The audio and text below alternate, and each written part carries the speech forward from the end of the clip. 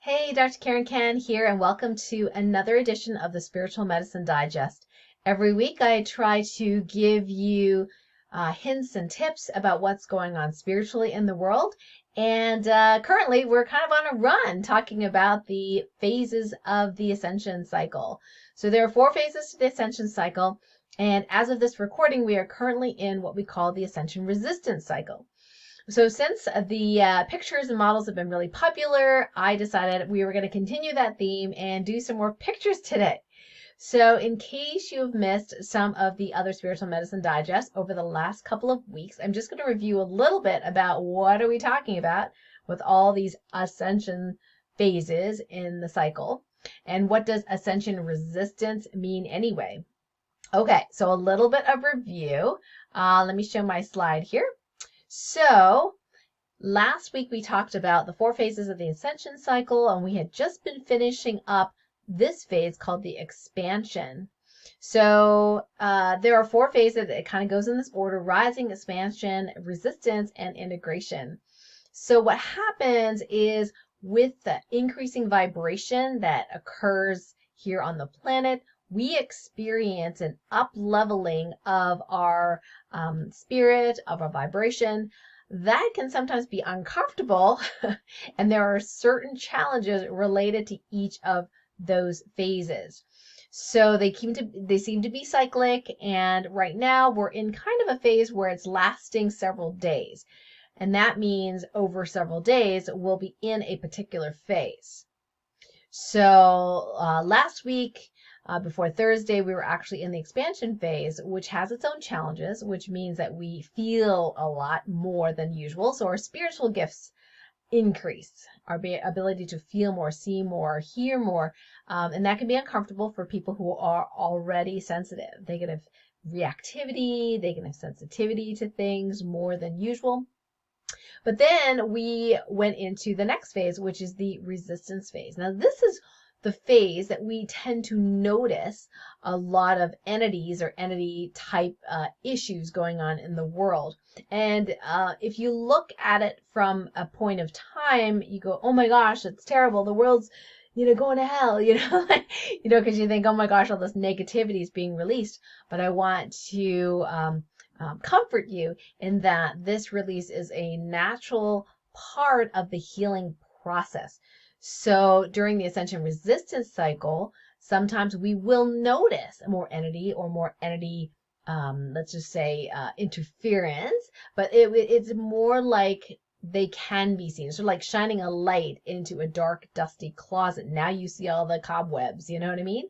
So in that way it can be cleared out. Now, during the Ascension Resistance Cycle, you might notice emotionally that you're more irritable or quick to anger.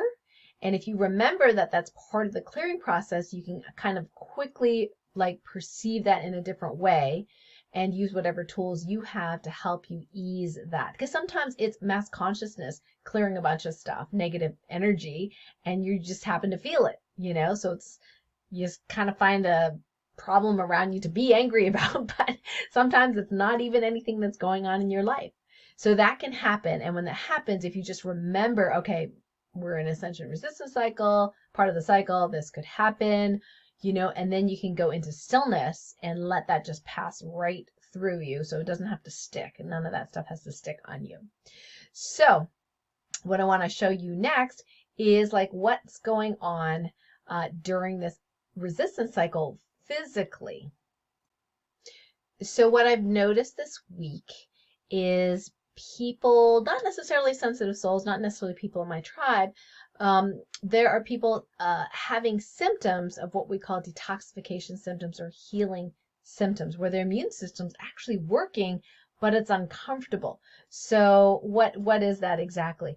Well, we actually have several organs of detoxification, and then when things are ready to heal, including entities and other negative, low vibrational things from ourselves, physically we also detoxify too, and maybe in a better way than we did previously. So we have organs of detoxification, primary and secondary. The primary ones are the liver, the colon, the lungs, the kidney, and I like to add the lymphatic system in there. And they're the main ones that do the main job of detoxifying. because of our lifestyle, because of stress, sometimes these organs aren't working as well as, well, ideally. So what happens is the secondary detox organs then take over. What are they? Skin, nose or sinuses, mucous membranes, and the genitals. Now, I know that sounds a little weird, but I've had it happen to me before where it's just the weirdest thing. You're like, what's going on down there? And what it is detox. Luckily, I can muscle test very quickly and know what it is. So no, there's nothing to be worried about. And then, kind of goes away on its own very, very quickly. So what are the kind of symptoms that people are getting this week? And sometimes you can get other weeks as well, but it just seems to be a lot this week when your detox organs are, on full alert and they're trying to do their job. Well, you get heat, and that can end up as fever, or feeling hot or hot flashes. It could be pain, could be a sign of heat as well. And then rash can be a sign of heat as well. So some people were like, what's going on? Like I'm rashy or I'm feverish. And then there's water or dampness. That is pretty common. So you might get some phlegm, some swelling, some congestion.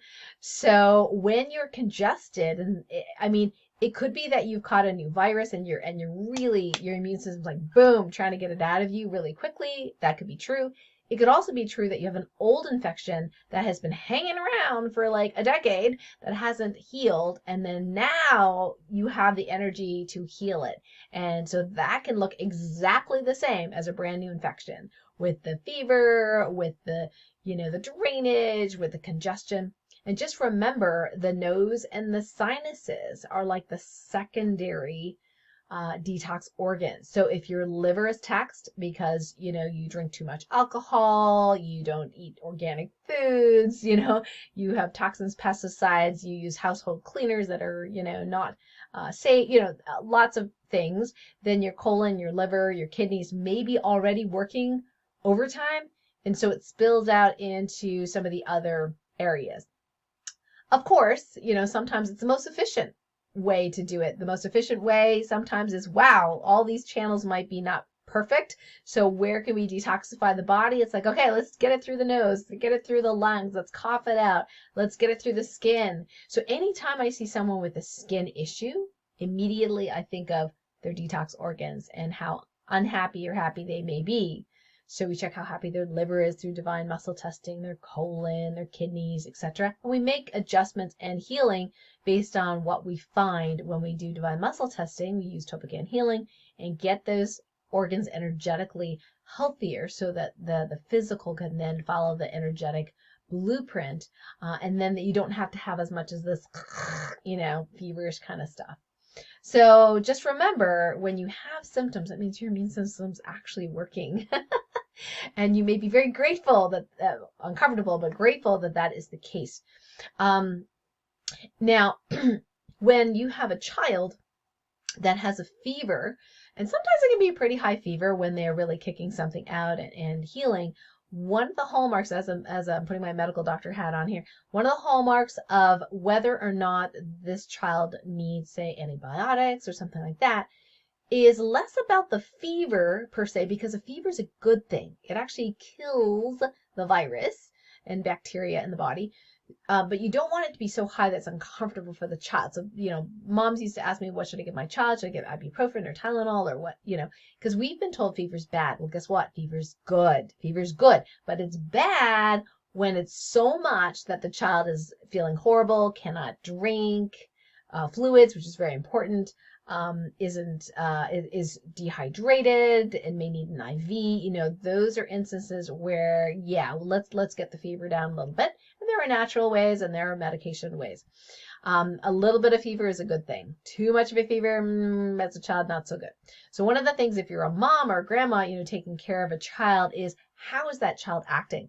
So if that child is acting healthy in between bouts of fever, okay, and they're drinking or eating, they're playing, they're awake, that's very important if they're young, then you're like, it's unlikely that the child's going to need antibiotics. Always check with your doctor, of course, and get an exam.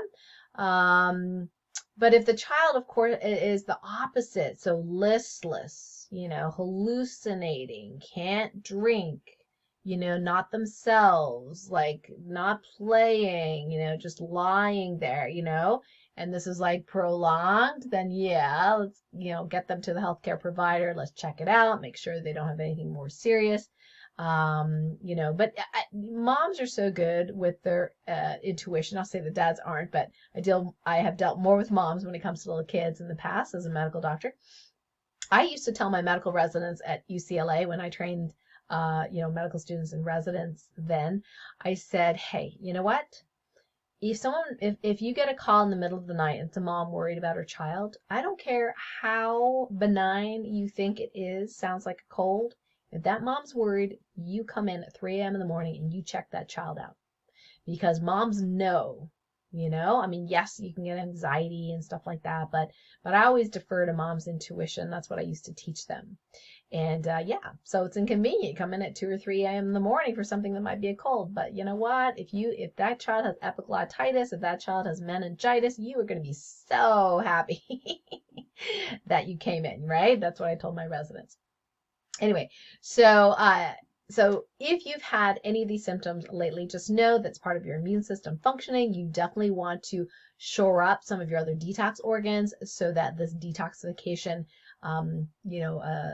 time that takes you to detoxify isn't as long and as drawn out as it could be. So in Topican Healing, we would just check how happy is the detoxification system, get a percentage out of 100%.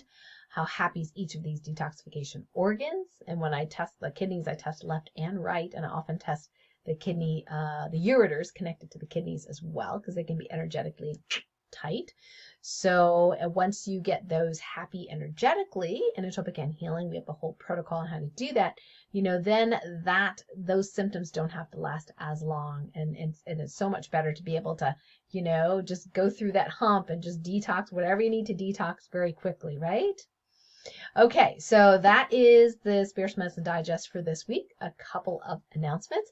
So number one is on our radio show on Monday at 12 noon, I'll be airing a pre-record interview with Liz Molinar, and she is a 20-year expert in healing childhood trauma. She herself was abused as a child, and so many people I know have been abused or mistreated or neglected, as children, and that hangs on, unfortunately, energetically, physically, emotionally, even, in our bodies. So I think she's got some wonderful things and wonderful tips for you in case you happen to have that in your past, or if there's someone else that has been traumatized or going through some trauma still from their childhood. This is a great show to listen to. So 12 noon we'll be airing that on Blog Talk Radio. So if you're watching this on YouTube, first of all, subscribe to my channel. And second of all, I'll put the link in below so that you can at 12 noon hear that pre-record. The second announcement I have, and this is very exciting, my wonderful colleague Isa Herrera is launching her pelvic alchemy program, and every year she does this once, and I love it because there are so many millions of women suffering in silence with pelvic issues, and I was one of them. I'm going to be perfectly honest. I took her program. I didn't take it even as a medical doctor. I took it as a client, okay, because I wanted to know, what does she teach, to people? Like, can I recommend this? Is it good for me? And it's a very amazing program. But first things first, she has a free masterclass coming up, and you definitely want to register for that. It's absolutely free. So much content in there. I mean, the first masterclass that I took with her just blew me away. That's why I signed up for her program. I love it so much. Anyway, so I highly recommend it. So if you have urinary incontinence, if you have like falling pelvic organs, if you have pelvic pain, if you have vaginal pain, if you have painful sex, low libido, leakage, all those kinds of things, even if you're a guy, please check out this masterclass. So I made a pretty link for you to get there. It's KarenCan.com/happy pelvis. It's my affiliate link and my pretty link. So it's very easy for you to go there, register for the free class. If you have any of these problems and you don't already have her program, at least check out her masterclass because it is well worth it. It is amazing, which is why I recommend it, because it's that good. So, yeah, so that is a Spiritual Medicine Digest for this week. Thank you so much for joining me. I look forward to chatting with you next week. And remember, be nice to yourself and get those detox organs nice and healthy. Bye for now.